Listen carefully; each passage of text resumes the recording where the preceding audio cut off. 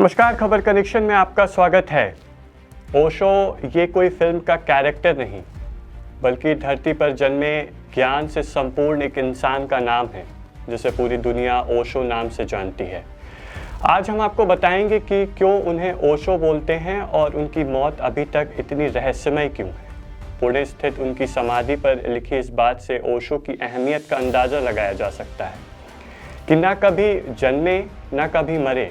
वे धरती पर 11 दिसंबर 1931 से 19 जनवरी 1990 के बीच आए थे। 11 दिसंबर 1931 को मध्य प्रदेश के कुचवाड़ा में उनका जन्म हुआ था। जन्म के वक्त उनका नाम चंद्रमोहन जैन था। उन्होंने अपनी किताब glimpses of my golden childhood में लिखा है, उन्होंने अपनी पढ़ाई जबलपुर में पूरी की और बाद में वह जबलपुर यूनिवर्सिटी में लेक्चरर के तौर पर काम करने लगे। उन्होंने अलग अलग धर्म और विचारधारा पर देश भर में प्रवचन देना शुरू कर दिया। प्रवचन के साथ ध्यान शिविर भी आयोजन करना शुरू कर दिया था। शुरुआती दौर में उन्हें आचार्य रजनीश के तौर पर जाना जाता था। नौकरी छोड़ने के बाद उन्होंने नव संन्यास आंदोलन की शुरुआत की।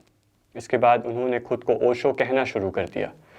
साल 1981 से 1985 के बीच वो अमेरिका चले गए।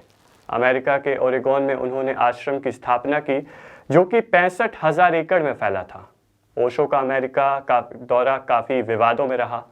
महंगी घड़ियां, रोल्स रॉयस की कारें, डिज़ाइनर कपड़ों की वजह से वे काफ़ी चर्चा में रहे। ओशो के शिष्यों ने उनके आश्रम को रजनीशपुरम नाम से एक शहर के तौर पर रजिस्टर्ड कराना तो चाहा, लेकिन स्थानीय लोगों ने इसका खूब विरोध किया। 1985 में वे भारत वापस लौट आए। भारत लौटने के बाद पुणे के कोरेगांव पार्क इलाके में स्थित अपने आश्रम में लौट गए।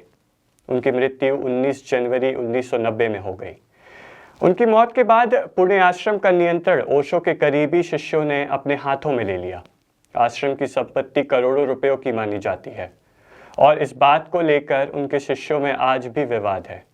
ओशो की मौत पर एक किताब भी है जिसका नाम हु किल्ड ओशो है, जिसको अभय वैद्य ने लिखा है।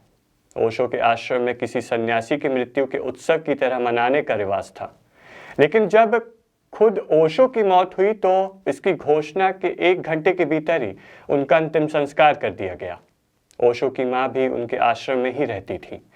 आश्रम की संपत्ति हजारों करोड़ों रुपयों की है और किताबें और अन्य चीज़ों की औसतन करीब 100 करोड़ रुपयों की मानी जाती है। ओशो की विरासत पर ओशो इंटरनेशनल का नियंत्रण है। ओशो इंटरनेशनल की दलील है कि उन्हें ओशो की विरासत वसीयत में मिली थी। ओशो इंटरनेशनल ने यूरोप में ओशो नाम का ट्रेडमार्क भी ले रखा है। इस ट्रेडमार्क को एक दूसरी संस्था ओशो लोटस कम्यून ने चुनौती भी दी थी। बीते साल 11 अक्टूबर को general court of European union ने ओशो इंटरनेशनल के पक्ष में अपना ये फैसला सुनाया।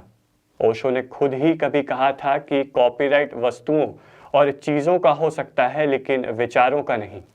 आज भी कहीं ना कहीं ये सवाल है कि आखिर ओशो की मौत का कारण क्या था।